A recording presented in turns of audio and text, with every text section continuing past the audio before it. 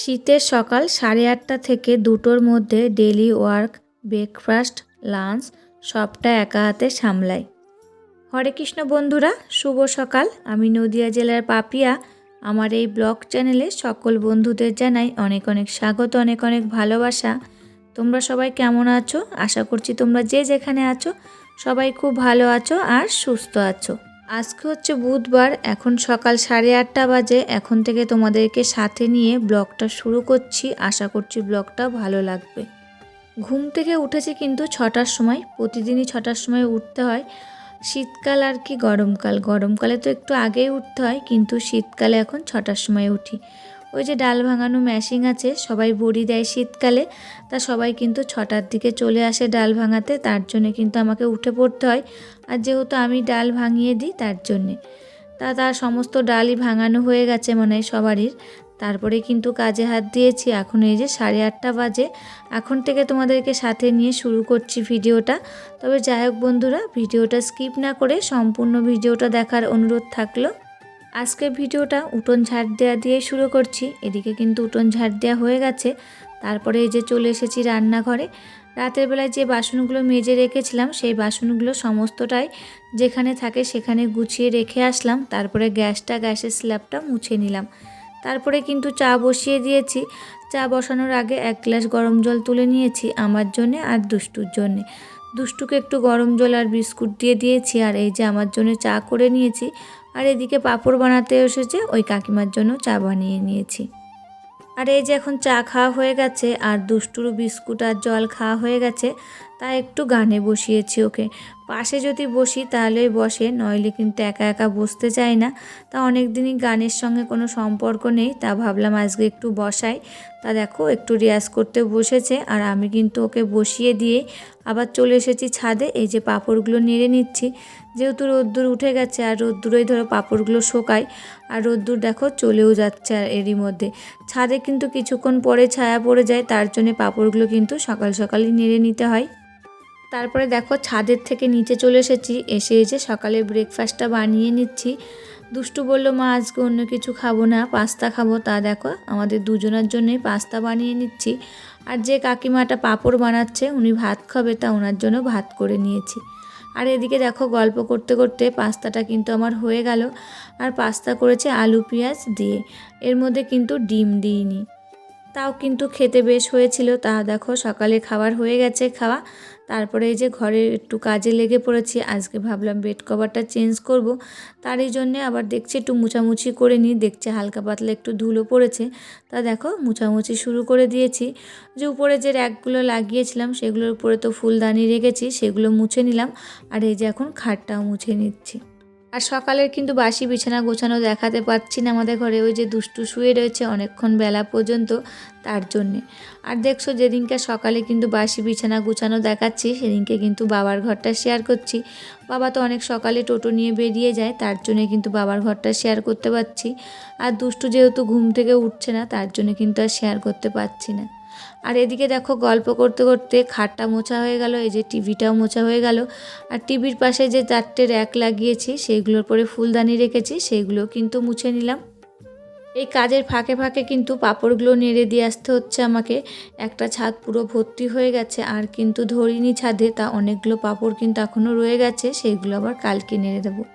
তা দেখো এবার বেড কভারটা তুলে নিলাম, আর একটা কাঁচা ধোয়া বেড কভার এখন পেতে দিচ্ছি। আমি যখন টিভিটা মুছছিলাম তখন কিন্তু টিভিটা চলছিল, দুষ্টু রয়েছে, দুষ্টু কিন্তু টিভিটা দেখছিল। আর কি বলতো, টিভিটা চালিয়ে দিয়েছি ওকে, ও খেয়ে উঠেই খেলতে চলে যাচ্ছিল র্যাকেট খেলতে। আর র্যাকেট খেললে তো একটু লাফাঝাপা করতে হয়, তা একটু পেটে ব্যথা হতে পারে খাওয়ার পর, তার জন্য ওকে টিভিটা চালিয়ে বসিয়ে রেখেছি। আর কি বলতো, আমি কিন্তু টিভি সেরকম দেখি না, দেখার মধ্যে একটু গান শুনি। ওই যে হরে কৃষ্ণ গান চালিয়ে আমি কিন্তু এদিকে কাজ করি। তা ও যেহেতু রয়েছে, ও টিভি দেখছে বলে আমি আর কিন্তু আজকে গান চালাইনি। আর এদিকে দেখো তোমাদের সাথে গল্প করতে করতে অনেকটা কাজই কিন্তু আমি আগিয়ে নিয়েছি। আর আজকে যেহেতু বেড কভারটা তুলেছি তার জন্য কিন্তু বালিশের কভারগুলোও তুলে ফেলেছি, মানে খুলে ফেলেছি। যেদিনকে বেড কভারটা তুলে ফেলি সেদিনকেই কিন্তু বালিশের কভারগুলো আমি খুলে ফেলি। আবার এই যে কাঁচা ধোয়া বালিশের কভার লাগিয়ে দিয়েছি। এবার খাটের উপর যেখানে বালিশগুলো থাকে সেখানে সুন্দর করে সাজিয়ে রেখে দিচ্ছি।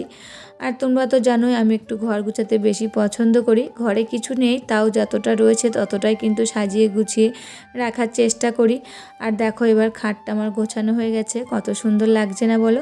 তাও কিন্তু কোল বালিশ দুটো দেয়া হয়নি, এবার তোমাদেরকে শেয়ার করার পর তারপরে কিন্তু কোল বালিশ দুটো জায়গায় রেখে দিচ্ছি।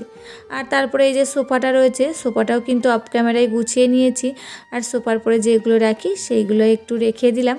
আর এই যে এখন জানলাটা খুলে দিচ্ছি। জানলাটা খোলার পর জানলাটা আজকে আর ধুলাম না, তা একটু ঝাড় দিয়ে দিলাম। আর এরই মধ্যে কিন্তু পাঁপড় বানানো হয়ে গেছে, আর ওই কাকিমা বাড়ি চলে গেছে।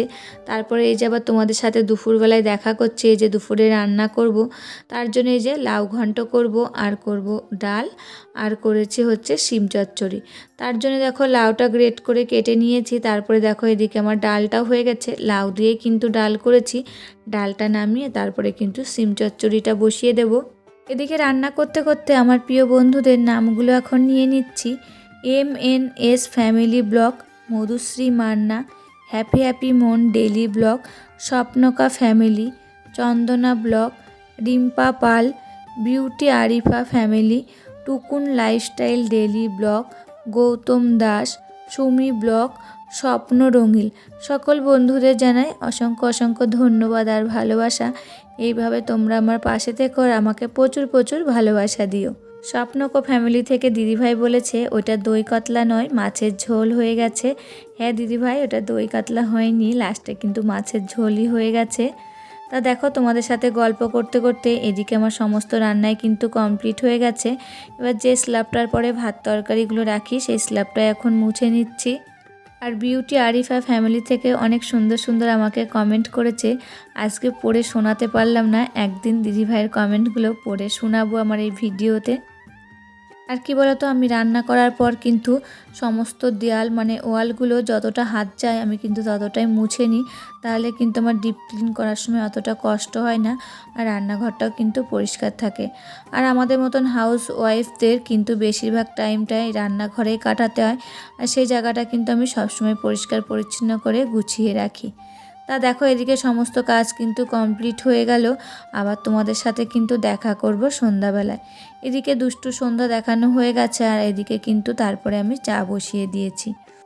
আর এই ভিডিওটি শেষ পর্যায়ে এসে আমার প্রিয় বন্ধুদের কাছে ছোট্ট একটা রিকোয়েস্ট করে যাই, ভিডিওটি ভালো লাগলে প্লিজ একটা লাইক করো। তোমাদের একটা লাইকে পরবর্তী ভিডিও বানাতে আমাকে মোটিভেট করে।